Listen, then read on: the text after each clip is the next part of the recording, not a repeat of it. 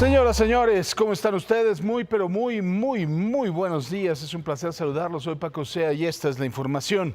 La Fiscalía General de Justicia de Tamaulipas cumplimentó una orden de aprehensión en contra de la primera persona presuntamente relacionada con la muerte de Dafne, la adolescente de 13 años que falleció durante un campamento de verano en la Academia Militarizada Marina Doenitz.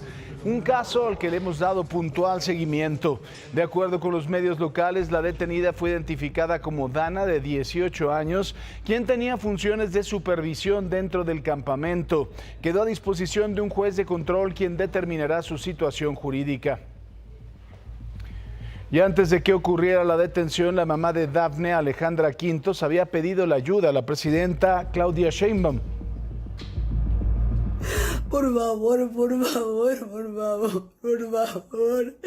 entiende el dolor de una madre. Ustedes, mamá, imagínense que la levanten en la noche para decir que está muerta, totalmente muerta, y está asfixiada, golpeada, fracturada de todos lados. Por favor, ayúdenme, Claudia Sheinbaum. Pero mire, el de Dafne no es el único caso de este tipo. Imagen Noticias conversó con la mamá de Eric, el adolescente de también 13 años que, igual que Dafne, murió en un campamento militarizado.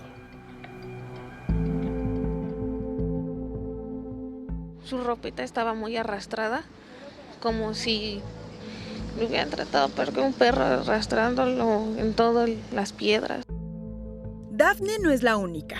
El 25 de abril de 2025, Eric Torbellín murió en un campamento en Morelos organizado por la Academia Militarizada Olin Cuauhtémoc. Ambos tenían 13 años, ambos estaban lejos de casa y ambos fueron entregados a sus familias con golpes. Hace un año, la Secretaría de Educación Pública informó que revisarían la documentación de esta escuela, así como las condiciones de sus servicios. La autoridad educativa quedó en regular estas academias, cosa que pues veo que no lo han hecho. Ya se volvió a repetir el caso, prácticamente la misma situación.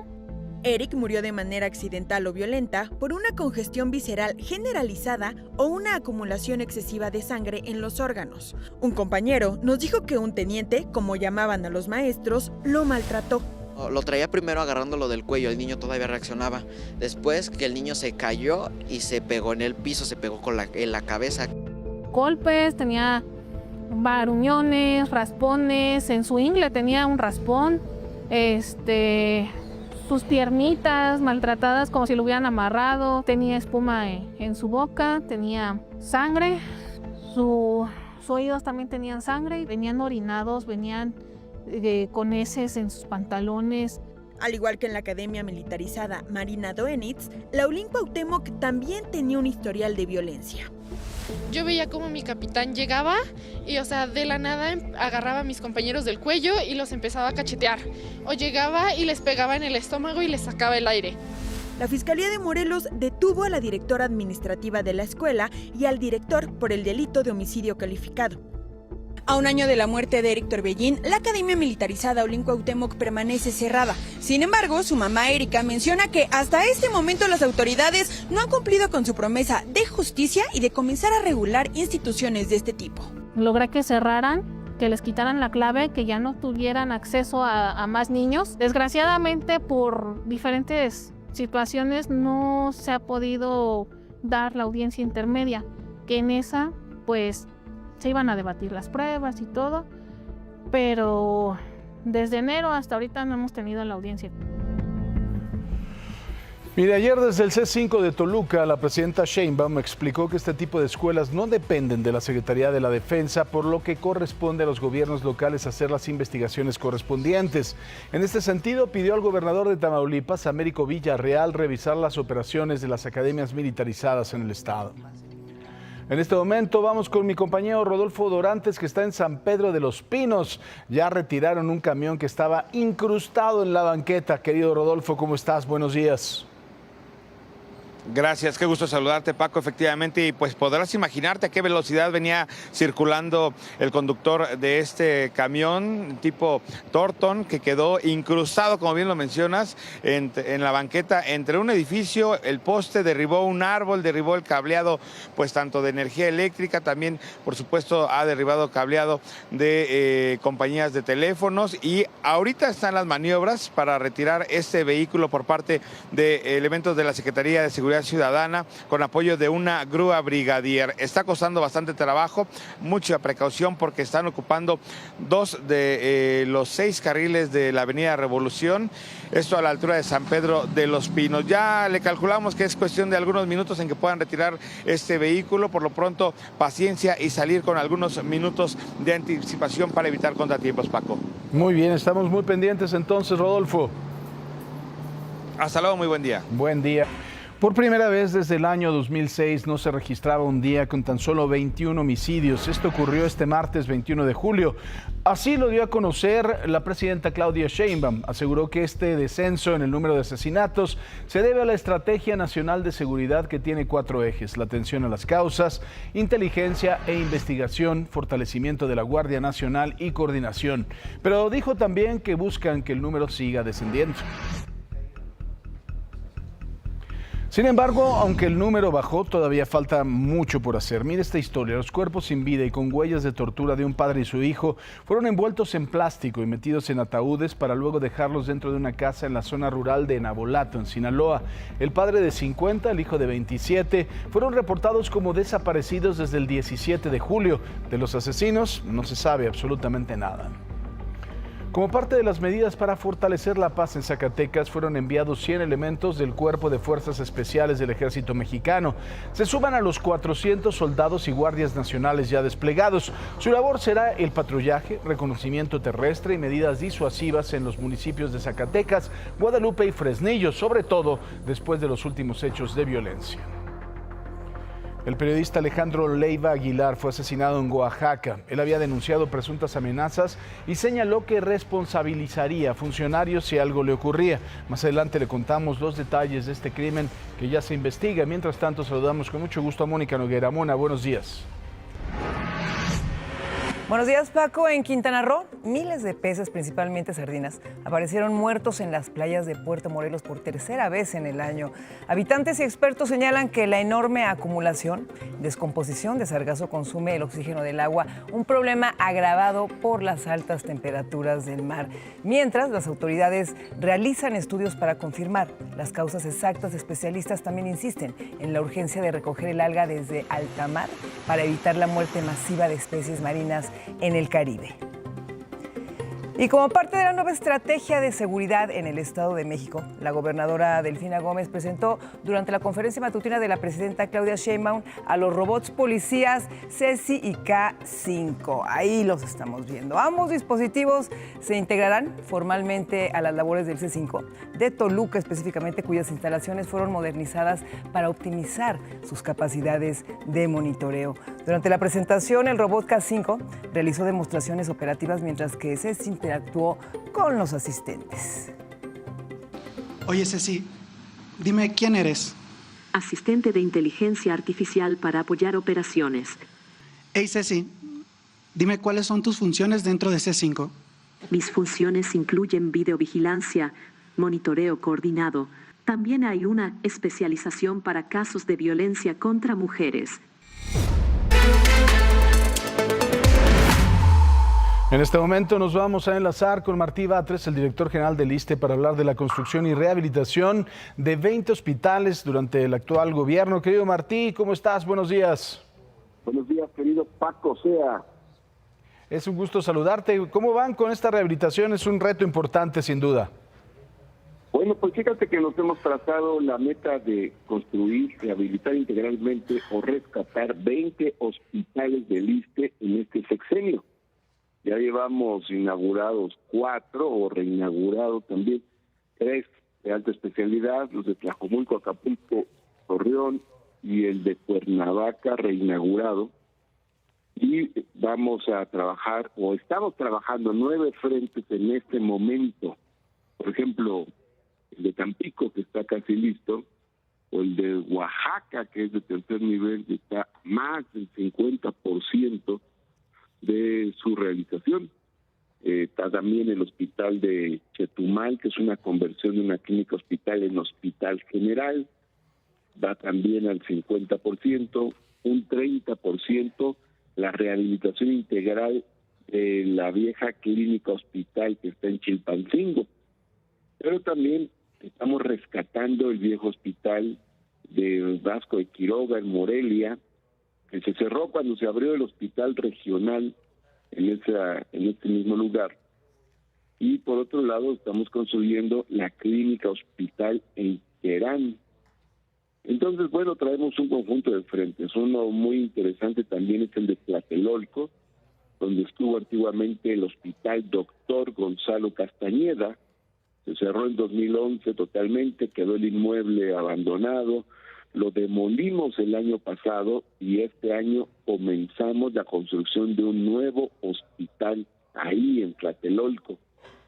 Entonces, bueno, vamos a ampliar la infraestructura, estamos ampliando la infraestructura del ISSSTE, estamos construyendo hospitales, abriendo nuevas camas sensibles y todo esto pues para beneficio de nuestra derechohabiencia y de la población en general también. Más o menos, ¿cómo está el calendario, Martí? Porque el de Tamaulipas ya va casi al 98%, pero ¿cómo estaría el calendario ya para entregar los demás?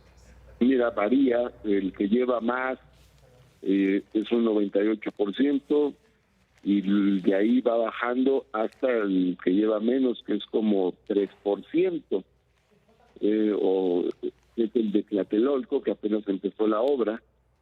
Pero lo que sí te puedo decir es que vamos a terminar estas obras antes de que termine el 2027, de tal forma que tengamos lo antes posible esta infraestructura al servicio de nuestra derechohabiencia. Oye, también están contratando médicos especialistas, Martí. Médicos especialistas y personal en general. Aquí déjame decirte que para estas obras se va a contratar a más o menos 5,000 personas más de diversas áreas. No todos son nuevos, porque por ejemplo en el Hospital General de Tampico nos vamos a apoyar en el personal del viejo hospital. Son más de 1,000 trabajadores, pero vamos a agregar 600 más por lo menos.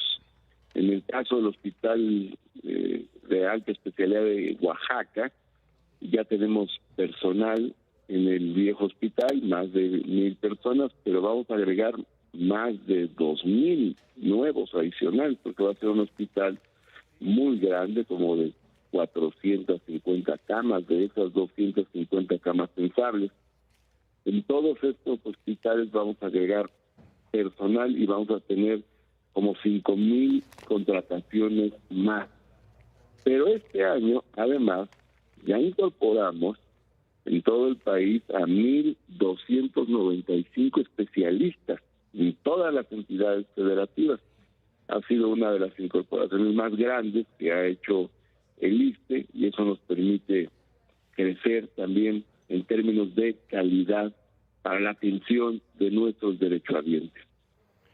Pues querido Martí, muchísimas gracias por esta entrevista y por supuesto que vamos a estar muy pendientes de cómo se vayan desarrollando estas obras. Te mando un abrazo como siempre, con mucho afecto. Un abrazo, mi querido Paco Sea, y ya hablaremos de otras obras de otro tipo, que son los consultorios. Vamos a hacer 500 consultorios, esas son unidades pequeñitas distribuidas por todo el país. Te mando un abrazo fuerte. Lo que sí te puedo decir es que estamos transformando al ISSSTE, estamos mejorando los servicios del ISSSTE. Muchas gracias, Paco. Como siempre, gracias, querido Martí. Abrazo fuerte. Abrazo, buen día. Buen día. Querido Raúl Flores Martínez. Raúl, buenos días. ¿Qué tal, Paco? ¿Cómo estás? Muy buenos días y buenos días al auditorio. La noche del 7 de febrero 1926, la muerte de una joven promesa del toreo, pues conmociona a la Ciudad de México porque el homicida dice que solamente fueron 6 tiros de manera accidental. Y esas son historias que dejaron de contarse.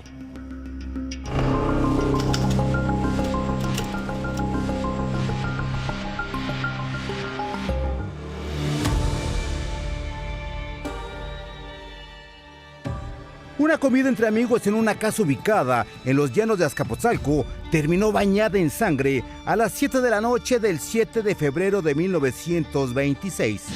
El banderillero Pascual Ferro, figura de la cuadrilla del torero Rodolfo Gaona, fue abatido a tiros. Pascual Ferro, de 26 años, acompañado de dos amigas, María M. y Josefina Razón, convivían con familiares y amigos cuando el matador, Luis Valencia Quirós, llegó al lugar y preguntó directamente por él. Horas después, 6 detonaciones irrumpieron en la reunión. Andrés García, anfitrión del encuentro, declaró que vio a Luis Valencia Quirós salir de una de las habitaciones con una pistola en la mano. García consiguió someterlo, desarmarlo y entregarlo a la policía. Tras su detención, Valencia Quirós afirmó que todo había sido un accidente, aunque su versión implicaba que los 6 disparos se produjeron de manera fortuita. Ferro recibió disparos en un brazo y en el costado izquierdo. La Cruz Blanca Neutral acudió en su auxilio, pero las heridas internas y la hemorragia le provocaron la muerte. El juez penal de Tacuba, Santiago Méndez Armendáriz, con las pruebas reunidas por la autoridad municipal de la Villa Azcapotzalco, definía si fue una muerte accidental. Durante 2 días, las páginas del periódico Excelsior registraron este crimen.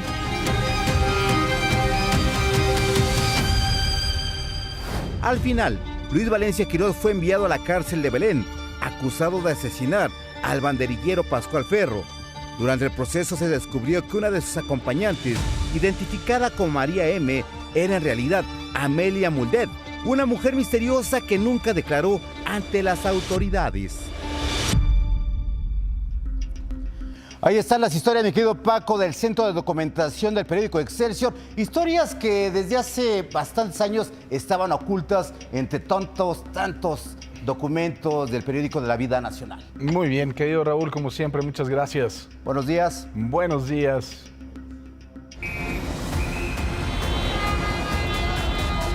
Y la ciudad parece que el día de hoy se va a convertir en desmadrópolis. José Antonio García, estás en Reforma, cuéntanos. Hola Paco, ¿cómo estás? Buen día. Pues con un bloqueo de la circulación, carriles centrales y carriles laterales de Paseo de la Reforma. Está pues muy afectado los cortes a la circulación desde la avenida Hidalgo, y está afectado también el transporte público. El Metrobús pues no puede desplazarse por este lugar. Las personas que están viajando en ese transporte tienen que bajar y caminar pues por lo menos hasta la glorieta de Amajac. Y es que pues este grupo de artesanos indígenas están pidiendo que uno de sus integrantes, el cual tuvo un incidente vial en una motocicleta el día de ayer en la calle de Belisario Domínguez, sea atendido por servicios médicos. Aunque pues después del accidente esta persona fue trasladada al Ministerio Público y posteriormente al Hospital Rubén Leñero, y de ahí ser trasladado al Hospital de Balbuena, donde pues presuntamente se encuentra en estos momentos en ese hospital. Dicen que pues no ha sido atendido por parte de servicios médicos de manera adecuada, y por eso están bloqueando en estos momentos todos los carriles del Paseo de la Reforma. Son 9 personas y la policía pues realizando cortes desde la zona de la avenida Hidalgo. Paco, el reporte que tenemos. Muy buen día. Muy buen día, querido José Antonio, te lo agradezco mucho. Así que la gente tome sus precauciones, por supuesto, si tiene que circular por esta zona, si tienen que ir al centro de la ciudad, que tomen sus precauciones, porque está este bloqueo ahí en pleno Reforma y Bucareli. Nosotros, por supuesto, le tenemos mucha más información.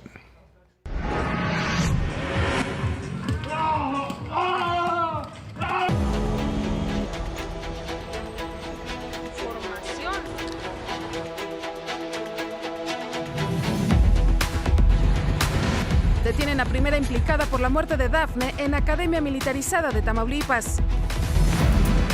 Ejecutan al alcalde de Temuac, Morelos. En Oaxaca, asesinan a balazos al periodista Alejandro Leiva. Explosión de polvorina en Chalco deja a una persona sin vida. Murió Rocky, el perrito que fue atropellado y arrastrado por su dueña en Saltillo.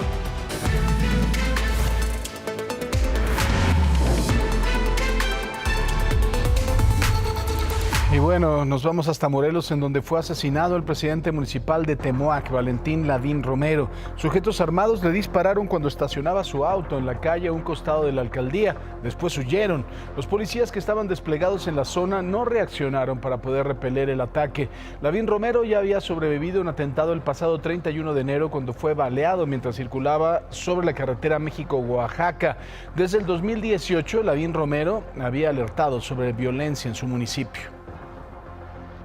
Hoy se nos está viniendo encima pues esta ola de violencia y criminalidad que está afectando prácticamente pues a todos los pueblos integrados por el municipio de Temoac, reiterándole a la compañera diputada electa Erika García pues que nos ayude de igual manera en una buena coordinación para regresarles a todos los temoquenses, a todo el municipio en general, regresarles esa seguridad.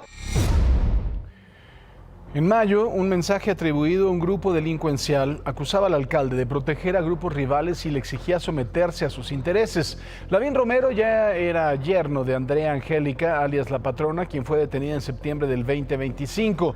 Ella era identificada como presunta líder del grupo delictivo de los Aparicio. Nos vamos ahora de Morelos a Oaxaca. El periodista Alejandro Leiva fue atacado a balazos en plena calle. Criticaba al gobierno y a la administración de Salomón Jara en sus columnas periodísticas. Un día antes reveló que algunos secretos de la fiesta de la Guelaguetza, pues bueno, no eran bastante agradables. Realmente me preocupa, en verdad, es que no puedan mancharme y entonces traten de callarme, como lo han hecho con tantos periodistas que han sido asesinados. Él era Francisco Alejandro Leiva Aguilar, periodista que ayer fue baleado 3 veces en la cabeza cuando se encontraba desayunando en un puesto de comida cerca de su casa.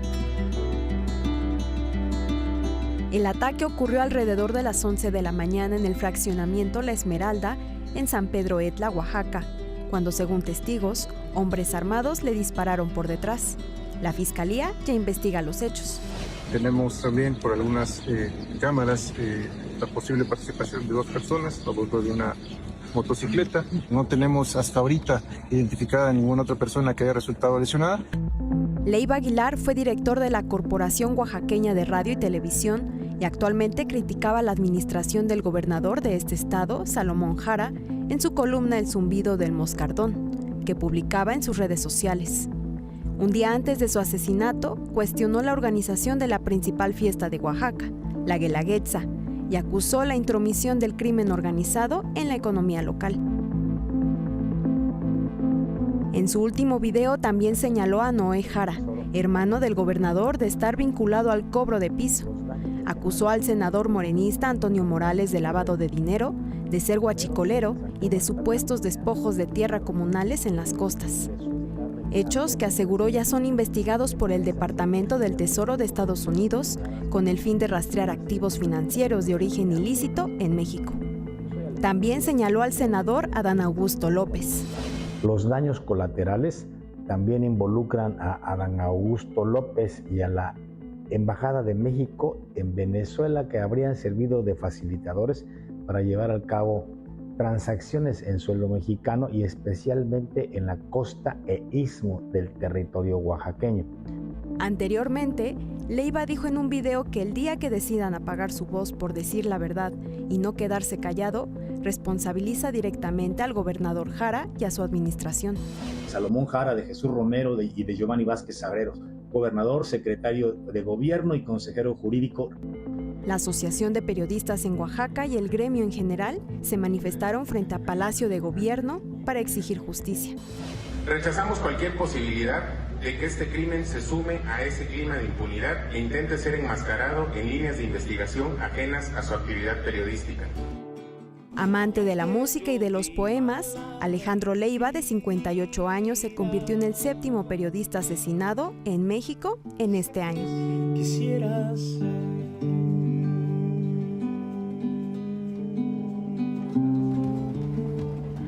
Al respecto, el gobernador Salomón Jara condenó enérgicamente el asesinato del periodista. A través de un comunicado enfatizó que ninguna discrepancia con el ejercicio periodístico justifica un acto de violencia. Aunque no reveló el móvil del crimen, el mandatario aseguró que el caso no quedará en la impunidad. La organización Artículo 19 exigió a la Fiscalía de Oaxaca una investigación pronta, exhaustiva e independiente que contemple su labor como periodista en la principal línea de investigación. Asimismo, solicitó la implementación de medidas cautelares urgentes para garantizar la seguridad de su familia y colaboradores. La Alianza de Medios MX aseveró que ninguna crítica, investigación o cobertura periodística justifica un asesinato. Asimismo, sentenció que el asesinato de un comunicador representa una grave afrenta en contra de la libertad de expresión y el derecho de la sociedad de estar informada. Lo que va del año, 7 periodistas han sido asesinados en México. El primer caso, el 8 de enero en Poza Rica, en donde Carlos Ramírez fue atacado en un restaurante. El 18 de marzo, Juan David Gámez fue ultimado a tiros mientras viajaba en su motocicleta cerca de su domicilio en Nuevo León, tras haber denunciado amenazas. Posteriormente, el 2 de junio, Roxana Guzmán fue privada de la libertad en Veracruz. Sus restos se localizaron semanas después y el 3 de julio se confirmó su fallecimiento. El 11 de junio, Luis Ángel López fue asesinado en Poza Rica, pese a contar con medidas de protección. Días después, el 20 de junio, Alex Serna fue reportado como desaparecido en Guerrero. Su cuerpo fue hallado 2 días más tarde en Petatlán, confirmándose su muerte el 3 de julio. El 16 de julio, Josué Martínez Contreras sufrió un ataque armado mientras caminaba con su hijo en San Martín Texmelucan, en Puebla. Y finalmente, ayer, Francisco Leiva fue ejecutado a balazos en las inmediaciones de su propia casa en San Pablo Etla, en Oaxaca. Y bueno, tenemos información de último momento. Después de 34 horas de audiencia, fue vinculado a proceso el exgobernador de Baja California, Ernesto N., acusado de delincuencia organizada y de participar en una red de contrabando de combustible, conocido como huachicol fiscal. Con él fueron vinculados también a proceso otras 7 personas que se van a quedar en el penal de máxima seguridad de El Altiplano. Y un joven murió al interior de la Fiscalía de Tlaxcala luego de ser golpeado por pobladores que presuntamente intentaron hacer justicia por propia mano. La víctima, identificada como César, fue entregada por habitantes de San Pablo del Monte, quienes lo acusaron de agredir a su pareja y presuntamente robar algunas pertenencias. El hombre llegó con muchas lesiones a la Fiscalía, en donde perdió el conocimiento y murió. Las autoridades ya investigan el caso como homicidio y será la necropsia la que determine la causa de la muerte. Y un hombre es señalado por decenas de víctimas de utilizar la misma estrategia para robarles. Lo apodan el ladrón del vino y habría dejado un rastro de denuncias en varias entidades del país. No nos estamos equivocando. ¿Fuiste tú? Lo que te hayas llevado, el cargador, los vales de despensas, todo lo que te hayas llevado, las tarjetas. Necesito todo. Lo apodan el ladrón del vino. Al menos 32 hombres de diferentes partes de la República acusan a este sujeto de haberlos intoxicado con algún tipo de somnífero diluido en vino tinto para robar sus pertenencias y vaciar sus cuentas bancarias. Hay casos por todo el país, desde Tijuana hasta Mérida. Incluso hay ciudades que ya se están repitiendo, digamos. Este sujeto no ha tenido miedo de volver a las mismas ciudades. Y cada vez lo está llevando más lejos. Entonces, sí o sí lo tenemos que parar antes de que cobre una vida o algo. Según los relatos y evidencias que recabó Imagen Noticias, el hombre lleva por lo menos 6 años aplicando la misma táctica con miembros de la comunidad LGBTQ+ en 16 estados de la República, además de un caso registrado en Guatemala. A muchos los contactó a través de Grindr, una aplicación de encuentros y citas para personas de la comunidad gay donde se puede mantener el anonimato. Pero otros cuentan que él se les acercó en fiestas, clubes nocturnos o por medio de otros amigos. Yo no era la víctima era mi amigo, llegué yo y pues fuimos 2 por 1. Nadie sabe con certeza cuál es su nombre verdadero ni su lugar de origen. El chico traía una mochila, traía unos vinos y me dijo, oye, ¿no quieres tomar vino? Y al momento de tomar un sorbo o 2 sorbos, pues ya no supe de mí. Ya no supe de mí hasta el día que desperté, que fueron 36 horas después. Algo le agregó a mi bebida o algo hizo. Se borra completamente mi mente y la siguiente escena que recuerdo es a mi mamá, a mi hermano, a otra persona queriéndome levantar, queriéndome despertar y como que no pudiendo. En la escena dejó las botellas y dejó las pastillas trituradas. para hacer parecer que yo me quería dar una sobredosis. Entre las evidencias de las víctimas se encuentran videos del ladrón entrando y saliendo de sus casas. Sin embargo, las autoridades no han podido atraparlo en fragancia y le pierden la pista porque cambia de estado frecuentemente. Aún así, ya hay al menos 13 denuncias formales interpuestas hasta ahora.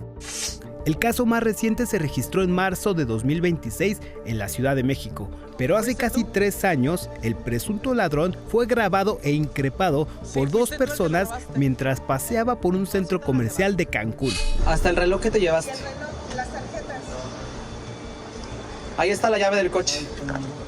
¿Qué perfume te llevaste? ¿Qué perfume te llevaste?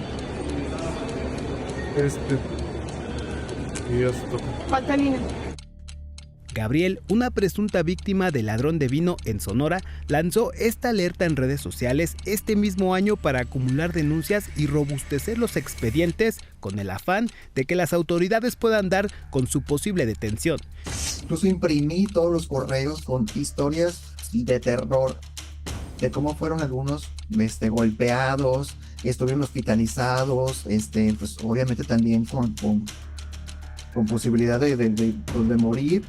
Te van a agarrar en cualquier momento y no había necesidad de hacer eso.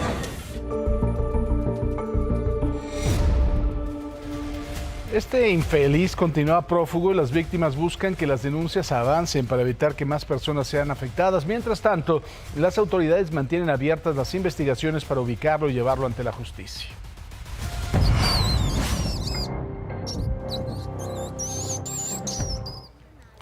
Ahora vean nada más esta rata asquerosa que llegó al lugar en donde estaba un tráiler volcado con cerveza en la carretera Guaymas-Hermosillo. Un oficial de la Guardia Nacional le ordena que se vaya cuando vio que pretendía, robarse las cosas. La misma mujer grabó la situación porque pretendía exhibir a la guardia, pero se exhibió a sí misma porque dijo que no estaba ahí para hacer rapiña, sino solo para agarrar cervezas. Fíjese nada más, están tiradas, pues no son de nadie, ¿verdad? De verdad, ¿cómo hay gente cínica, rata infeliz, cabrona? No está haciendo nada. Y soy el soldado Guardia Nacional Guadalupe Jesús Montaño Leal, así que te vas a dirigir conmigo con respeto y no me vas a nosotros no porque vas nosotros a no te estamos faltando el respeto para nada. No No estoy porque estás grabando, mira. ¿Me ves que estoy ahí haciendo rapiña? Pues obvio, te vienes para acá.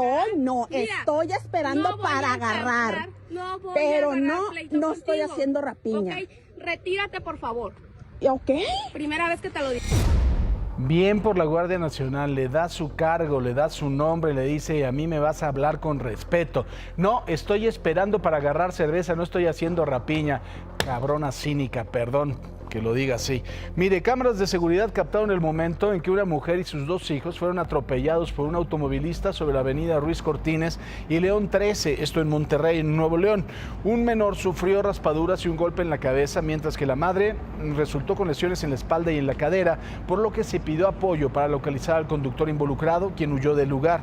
Aparentemente vestía un uniforme médico y viajaba acompañado por una mujer. Un niño de 2 años perdió la vida tras ser atropellado el martes por un camión de transporte de personal en la colonia Cerro de la Cruz, al sur de la ciudad de Chihuahua.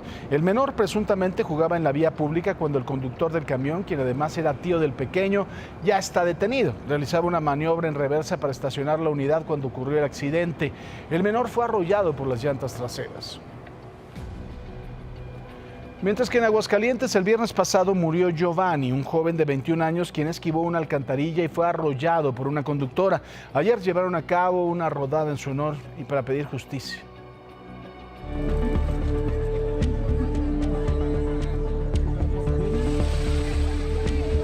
Ciclistas en Aguascalientes realizaron una rodada para manifestarse por la muerte de Giovanni Jauregui Delgado, quien falleció tras esquivar una alcantarilla en mal estado siendo arrollado por una conductora.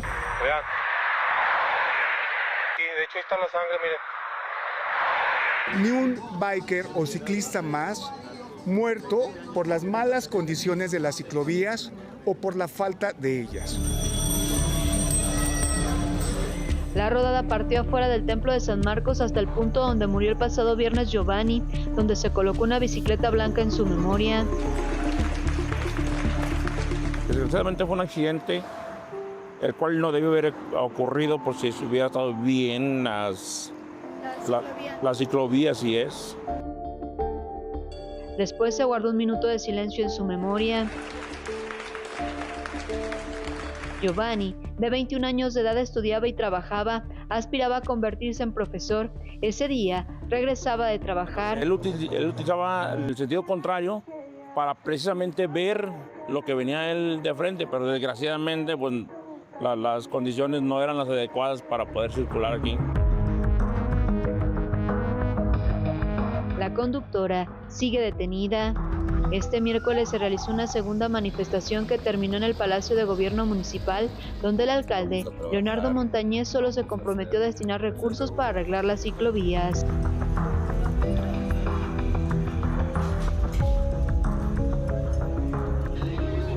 Por estos hechos, la conductora involucrada podría recibir una pena de entre 8 y 20 años de cárcel. Y mire, al regresar de una pausa, confirman la muerte de Rocky, el perrito que fue brutalmente atropellado por su propia dueña en Saltillo. El caso vuelve a exponer la dura realidad que enfrentan a diario miles de mascotas por maltrato animal. Le tendremos los detalles. Su defensa dice que tiene una enfermedad mental. Pues bueno, eso es claro, ¿no? Por supuesto, ya veremos cuando regresemos de la pausa.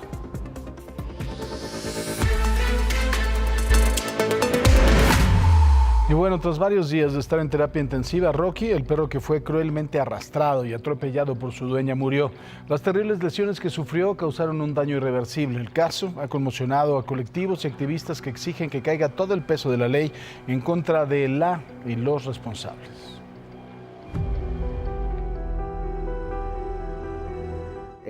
Todos tenemos preguntas, muchas preguntas que posiblemente no tengan respuesta. Muchas de las veces se necesitan actos tan severos, tan crueles, tan fuertes como este, para que la gente se dé cuenta y abra los ojos que tener un perro al final del día es una gran responsabilidad. Fue en este fraccionamiento donde Rocky fue amarrado a la parte trasera de una camioneta de lujo y posteriormente arrastrado, presuntamente por su propia dueña. De acuerdo con las investigaciones, Liliana N. habría discutido con su esposo y con la intención de dañarlo, habría atentado contra quien fuera su fiel compañero, Rocky. El caso tuvo este miércoles un desenlace que generó indignación en Coahuila y en el resto del país. Luego de varios días de luchar por su vida, Rocky falleció a las 9:05 de la mañana, como consecuencia de las graves lesiones internas que sufrió. La causa de la muerte del paciente fue un trauma medular agudo, él tenía un traumatismo severo en la zona cervical, y esa fue la razón primaria del deceso. Al ser un perro de 3 capas de pelo, le protegió ese raspón. Sin embargo, la fuerza que se ejerció por la gravedad misma, el mismo peso del perro y la velocidad a la que fue sometido el trauma, fue lo que finalmente ocasionó la lesión interna. El dictamen médico descarta la versión difundida en redes sociales de que Rocky habría sido atropellado. Asociaciones defensoras de los animales exigieron justicia y pidieron que este caso siente un precedente legal. Liliana N. ya fue detenida e imputada.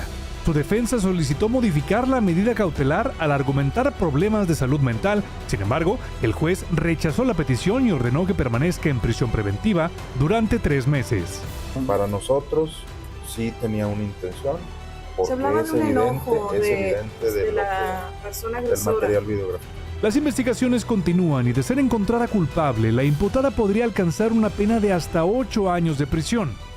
Mientras tanto, la muerte de Rocky deja una exigencia que ha trascendido las fronteras de Coahuila: que el maltrato animal no quede impune. La organización Dignidad Animal AC, junto a un grupo de vecinos de Saltillo, presentaron una denuncia formal ante las autoridades por la muerte de Rocky, entregando el dictamen médico veterinario para fortalecer las investigaciones.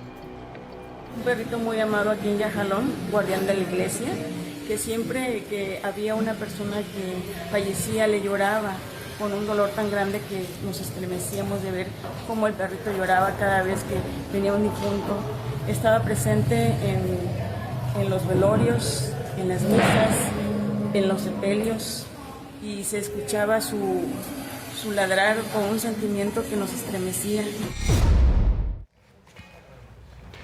Cohetes, otro perrito víctima de la crueldad humana, fue despedido por pobladores de Yajalón, en Chiapas, luego de que fuera atropellado por un tipo en presunto estado de ebriedad. Cohetes era un perrito en condición de calle, pero se ganó el cariño de la comunidad por acompañar los sepelios, como usted escuchaba, y fiestas patronales con sus aullidos, además de ser un sobreviviente del cáncer. Ante los reclamos de justicia, la Fiscalía de Chiapas detuvo a Eduardo Sebastián por la muerte de Cohetes, señalado por maltrato animal, que podría enfrentar una pena de hasta 5 años de prisión. Bueno, este 23 de julio se conmemora el Día Mundial de las Ballenas, una fecha que busca generar conciencia sobre la importancia de conservar esta especie y el papel fundamental que desempeña dentro de los océanos. Gerardo del Villar, documentalista y fotógrafo de grandes depredadores, nos explica lo que representa en términos de conservación y comportamiento animal. Pues el próximo 23 de julio se conmemora el Día Mundial de las Ballenas, una fecha que busca generar conciencia sobre la importancia de conservar esta especie y el papel fundamental que desempeña dentro de los océanos. Y por eso se encuentra el día de hoy mi adorado Gerardo del Villar, fotógrafo de grandes depredadores y recientemente nombrado colaborador de National Geographic. Felicidades, mi Gerard, por todo. Muchas gracias, por todo, en verdad. Y me gustaría empezar por esto. ¿Por qué se le dedica un día especial a la conservación de las ballenas, a su cuidado, a todo, ¿no?, lo que se realiza alrededor del ecosistema? Bueno, las ballenas tienen una función importantísima dentro del ecosistema. Primero, vámonos un poquito atrás.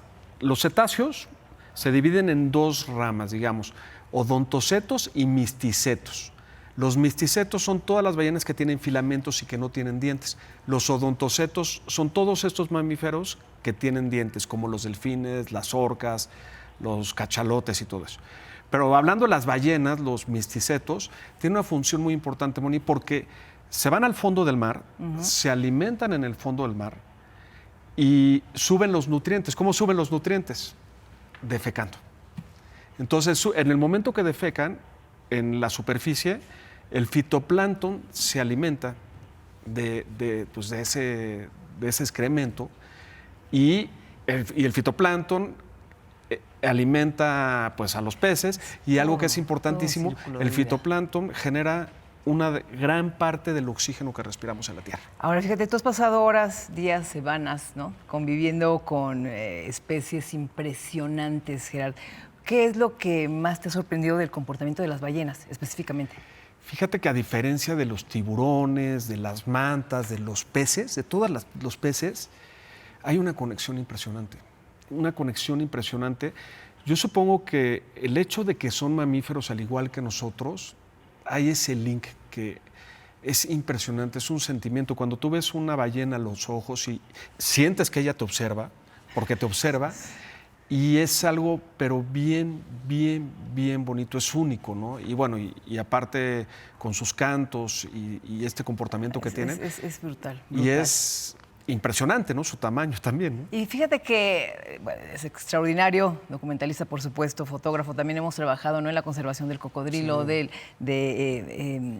tiburón ballena, etcétera. Pero no basta con tener una buena cámara. ¿Qué se necesita para ganar la confianza y lograr, sabes, estas tomas que te cuenten una historia? Qué importante lo que dices, contar una historia.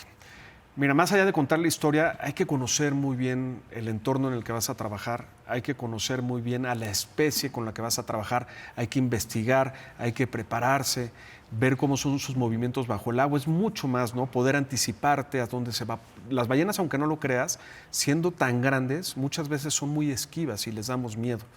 Entonces hay que saber cómo acercarte a ellas de una manera cautelosa, también respetando su espacio, no invadiéndolas. Y sobre todo, yo creo que es muy, pero muy importante pues, la parte de la preparación, ¿no? La preparación constante y la tolerancia a la frustración, porque muchas veces vemos una fotografía, vemos una toma, pero no vemos las horas de trabajo que hay atrás para lograr esa toma, ¿no? Sí, no, y lo sé porque lo hemos visto juntos. Me has dado unas fotos impresionantes, pero claro, hay un tiempo ahí determinado. Y fíjate, en cuanto a proteger, en cuanto a conservación, en temas cotidianos como el clima, la biodiversidad, incluso el aire que respiramos, qué tan importante es para ellas la parte ¿no? De la gente, por ejemplo, de los turistas, de no hacerles daño, de tener reglas, protocolos? Hijo, yo creo que es importantísimo. Ahorita hay un tema ahí, yo creo que delicado en Baja que estamos viviendo con las orcas, ¿no? Hay muchas orcas, hay 2 o 3 familias de orcas que viven en Baja California y de repente pues les avientan 30 lanchas encima, ¿no? Entonces, yo creo que la parte de los planes de manejo son fundamentales, pero no solo que existan los planes de manejo, que se apliquen. Ahora, bueno, nosotros hicimos un reportaje en La Ventana donde hay protocolos para la observación de las orcas, justamente, ¿no? Y también hay que tener mucho cuidado, recuerda, con los lobos marinos. No es tan fácil meterte ni ponerte a jugar con ellos porque puede ser muy peligroso, muy peligroso. Hay protocolos en ciertas partes, pero creo que hace falta más. Pues fíjate que yo creo que es bien interesante, ¿no? Pero yo creo que es un tema cultural. O sea, porque hay reglas en todo, ¿no? El problema no es que haya o no haya reglas, el problema es que cumplamos las reglas. Y nosotros, los que hacemos ese tipo de turismo, los que hacemos ese tipo de fotografía, somos los principales responsables de que se cumplan las reglas.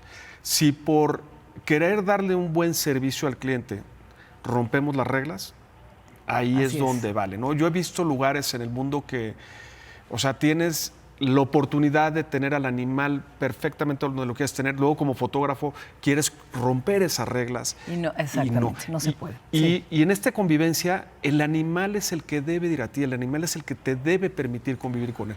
Entonces, si vamos más, yo no sé si sea aplicar más reglas o poner más reglas, yo creo que más bien es que nosotros como ciudadanos, como turistas que nos guste ese turismo, respetar las reglas y saber por qué las tenemos que respetar. Así es.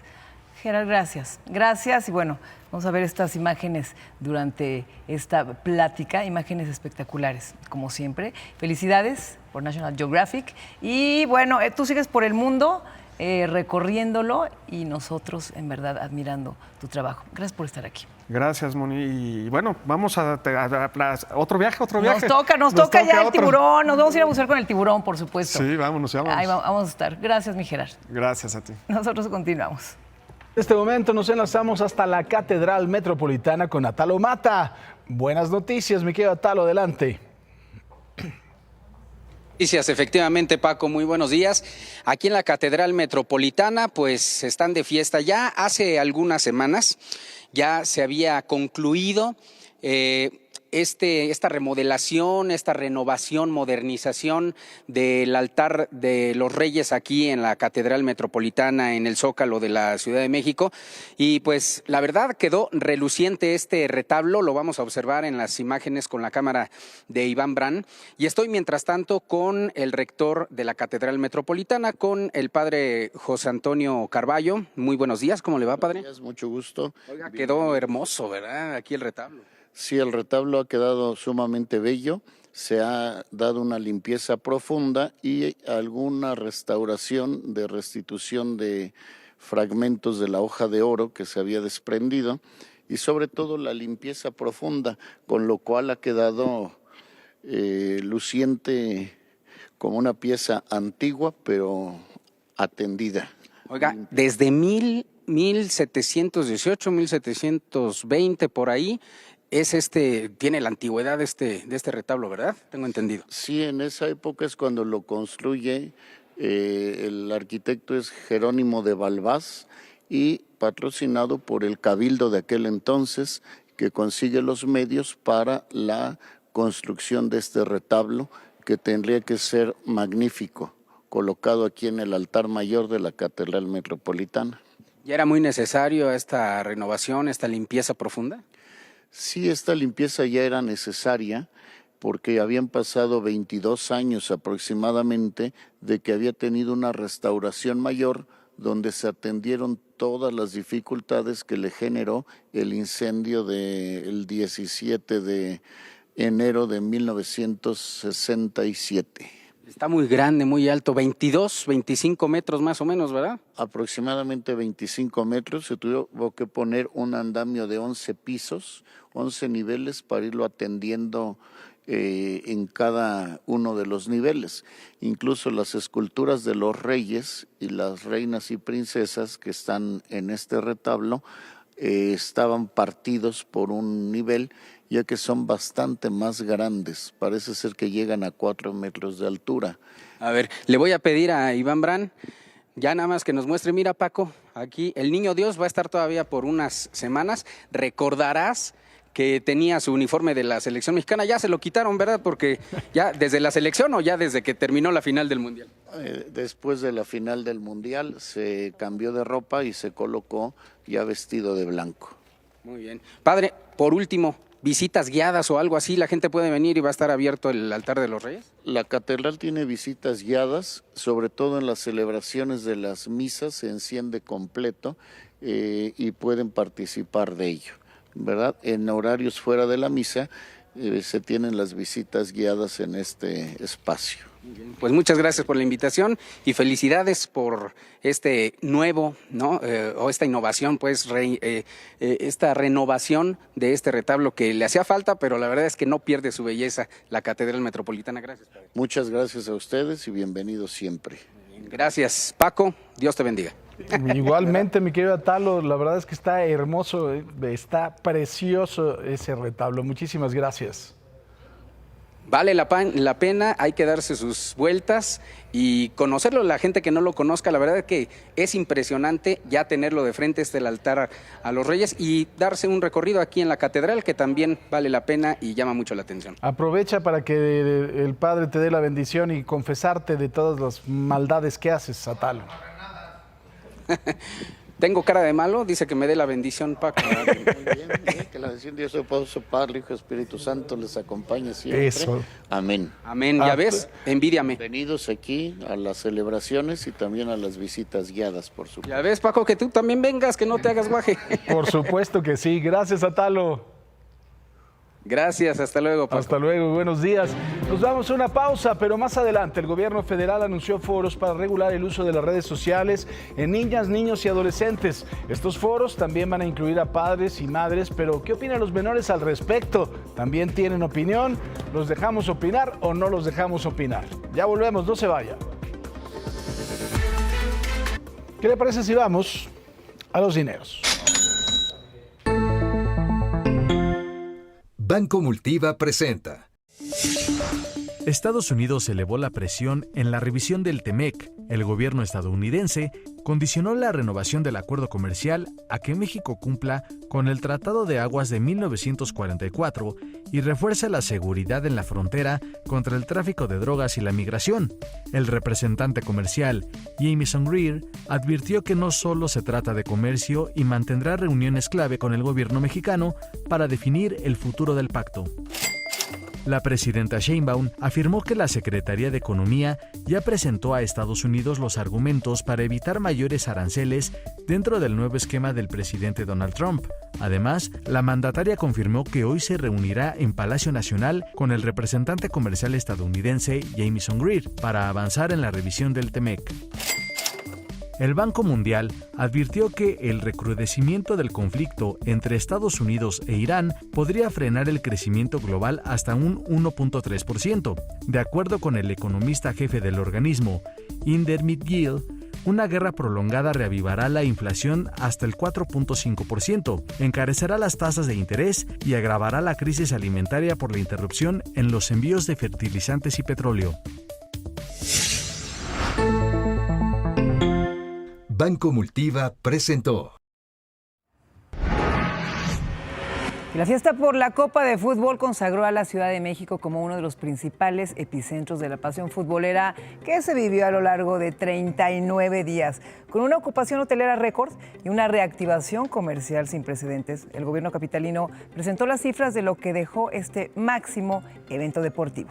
Y alrededor de 12 millones de personas disfrutaron de la temporada mundialista en los más de 50 espacios públicos habilitados para seguir los partidos. La mayor concentración de asistentes se registró FanFest del Zócalo, que reunió a 2.5 millones de personas. La fiesta en las calles también rompió récord. Más de 3.7 millones participaron en celebraciones masivas durante los Juegos de la Selección, mientras que 460,000 aficionados disfrutaron de los 5 partidos en el Coloso de Santa Úrsula. Y este mundial también dejó decomisos inéditos de bebidas alcohólicas en la vía pública. 330,000 latas de cerveza, más de 17,000 botellas de alcohol fueron aseguradas a los aficionados, principalmente en los FanFest y Paseo de la Reforma. 17 riñas fueron controladas, mientras que 1,847 personas fueron presentadas ante el juez cívico por diversas faltas administrativas. Además, se retiraron más de 21,000 objetos de riesgo. La otra cara de esta fiesta mundialista fue el enorme reto ambiental. En total fueron recolectadas 298 toneladas de basura. La mayor parte se concentró en Paseo de la Reforma, entre envases de PET, plásticos reciclables, latas de aluminio que el gobierno capitalino ya adelantó que serán enviados a procesos de reciclaje para transformarlos en mobiliario urbano. Y miren, hablando de las acciones de reciclaje, el secretario de Obras, Raúl Basulto, adelantó que los botes de basura retirados en Reforma durante la justa deportiva serán reinstalados junto con las campañas de concientización para la población y que haga un buen uso de ellos. Y hay buenas noticias sobre el jardín flotante Tlalipan. Luego de una maratónica jornada de obras, por fin, la próxima semana será abierta la conexión entre el parque elevado con la estación Chabacano de la línea 2 del metro. Una vez que terminen los trabajos de instalación de torniquetes, mucho ojo, porque el acceso a esta conexión será exclusivamente para los usuarios del metro, por lo que quienes únicamente deseen cruzar la calzada de Tlalpan deberán hacerlo por algunos de los puentes peatonales habilitados antes de llegar a la estación. Y miren, cambiar las pantallas por el yoyo o el trompo, bueno, pues el gobierno federal realizará foros para regular el acceso a celulares y redes sociales en menores de edad. Esto promoviendo el rescate de juegos tradicionales. Escuchemos qué opinan las niñas y los niños sobre esta propuesta. No, pues qué mala onda, ¿no? Pues es muy triste. Está bien porque hay mucho ciberacoso y cosas así en internet. Desde la resignación hasta el desencanto, fue como niñas y niños recibieron la noticia de que se realizará un debate para regular el uso de plataformas digitales y redes sociales. Esto con el objetivo de proteger a las infancias y a las juventudes. El uso excesivo de las redes tiene que ver con adicción, de cómo utilizarlo en la noche antes de ir a dormir provoca efectos en el sueño. A niñas, niños más, pero también en los adultos. A los niños pasan más tiempo en las pantallas que con los papás. Yo vi que a partir de que yo le doy el celular, ella ya no lee. ¿Sientes que el uso de celular llega a perjudicar algún ámbito de tu vida o algo así? No. No. A mí ya me dio muy nerviosa. Que afecta muchísimo, muchísimo a personas entre los 12 y los 15 años. El tema de redes ha afectado más a chicas que a chicos en temas de ansiedad, de comparación de su cuerpo. Los foros buscan que todas y todos lleguen a un acuerdo para que exista un uso racional de la tecnología. Y además quiero ver si las empresas de redes sociales, no sé cómo le van a hacer para asegurarse que realmente solamente están entrando personas mayores de la edad que están estableciendo. Actualmente 16 estados ya han implementado regulaciones como la prohibición del uso de celulares en escuelas. El primero fue Querétaro. Un impacto muy positivo en el entorno escolar en cuanto al clima en el aula, a la muestra de interés de los estudiantes, no solamente en prestar atención a las clases, sino también al interés por convivir.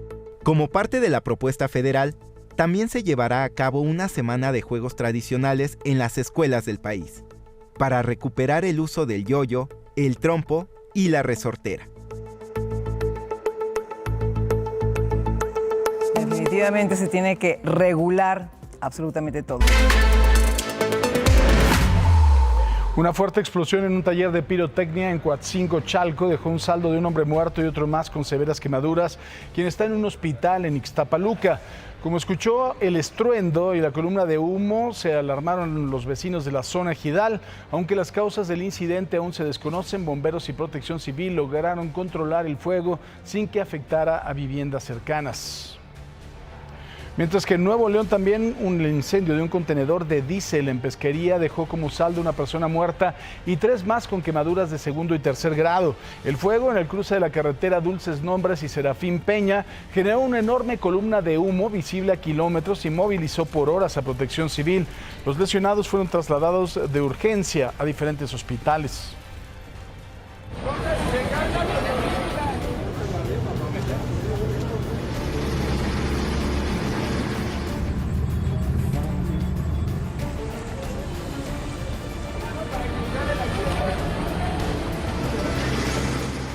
Bueno, la lluvia con granizo que cayó ayer provocó inundaciones y caos vial en la alcaldía Gustavo Amadero y Azcapotzalco de la Ciudad de México, una de las zonas más afectadas fuera de Indios Verdes, incluida la avenida de los Insurgentes Norte y las calles secundarias. El sistema del Metrobús tuvo que modificar su servicio durante varios minutos en la línea 1 debido a la inundación en la zona del puente de Ticomán. Cuadrillas de Seguiagua acudieron a atender la emergencia y bajar los niveles de agua. Vámonos a los espectáculos. Livia N. reaparece entre reflectores y polémica tras la decisión de una jueza federal que le negó un amparo en su proceso penal por presunta falsedad de declaraciones. Lejos de esconderse, la actriz dio la cara en la presentación de su nueva novela, declarando que está tranquila y que esta es solo la primera etapa de una larga batalla legal. Aunque el escándalo por el pleito con el fotógrafo sigue sumando capítulos, Livia asegura que dejará todo en manos de sus abogados para enfocarse al 100 en su regreso a la televisión. Pues sigue después de 6 años de que fue este conflicto que inició. La justicia pronta y expedita de este país. 6 años, o sea, por una cámara. No, pero los golpes. Bueno, por eso. La cámara, está bien, pues, pero 6 años. No, pero sí, en verdad, sí fue brutal lo que le hicieron a Ernesto, al fotógrafo. Sí. Y es que ha estado complicado porque, pues, obviamente tienes a una persona que pesa en el mundo del espectáculo y, pues, al pobre otro hombre se la ha visto. Tienen que pagarle, tienen que... No, sí, tienen todo que... lo que han gastado en temas también de abogados, sí, todo. Así es. Pero bueno, ojalá que sí se haga justicia, le paguen y lo que se tenga que hacer se haga bien. Por fortuna, y ya benditas pronto. cámaras de seguridad que tienen registro de todo, que sí, ¿no? Mira. Sí. Oigan, todos muy elegantes de negro. Hoy tocaba. Y Marlene multicolor. No, y hubieran visto ahorita la pijama que trae de pollo. No, espérame. Es de Bob Esponja. Es Bob. Échamela, ¿no? Sí, que traiga la bata de Marlena. Usted la ve glamorosa y todo, pero vea lo que Está bien padre, les da envidia, porque con hace frío en el que está calientita. Ahí está riquísima. Se contrata para botargas. Si usted quiere una botarga de Marlena. ¿Quiere a su Patricio? Hay solicitudes. Porque hace mucho frío, aquí ponen el aire muy